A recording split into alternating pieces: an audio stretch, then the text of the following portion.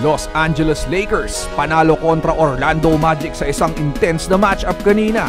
Isang monster performance ang binigay ni Anthony Davis kanina na nakapagtala ng 26 points, 19 rebounds, 5 assists, 1 steal at 3 blocks. Isang remarkable performance naman ang binigay ni D'Angelo Russell na may season high 28 points, 8 assists na naging malaking tulong para maibigay sa Orlando Magic ang unang talo ngayong season. Sinundan naman ito ng 19 points, 3 rebounds, 4 assists, 3 steals at 1 block ni LeBron James para tulungan ang Lakers na makasurvive sa dikitang laban ngayong araw. Sa Orlando Magic naman ay naging maganda rin ang performance ni Franz Wagner na nagtala ng 16 points, 8 rebounds, 4 assists habang si Jalen Suggs naman ay may 15 points at 8 rebounds. Maraming fans ang nadismaya sa pinakitang lousy plays at defense ng Lakers kontra Magic kanina na inaakalang magiging easy win para sa kanila.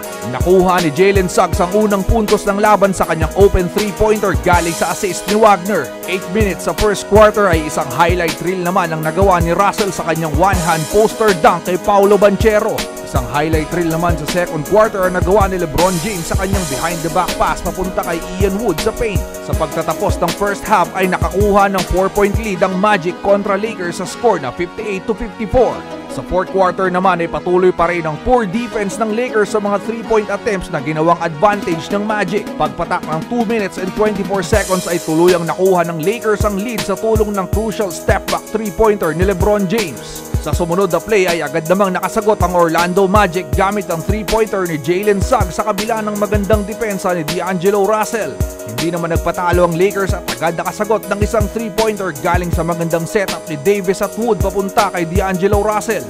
Sa huling segundo ng laban ay sinubukan ni Jalen Suggs ibalik ang lead ng Magic sa kanyang driving layup ngunit nagawang makapag-setup ng magandang depensa ni Davis at makuha ang possession sa tulong ni Wood. Sa last 8 seconds ay sumubok muli ang Magic na itabla ang score sa 3-point attempt ni Wagner na nagawang matapik ni LeBron na nagresulta sa air ball. Sa huling attempt ay nabigo na bang maipasok sa basket ni Jalen Suggs ang game-tying 3-pointer na nagresulta sa score na 106-103 pabor para sa Lakers.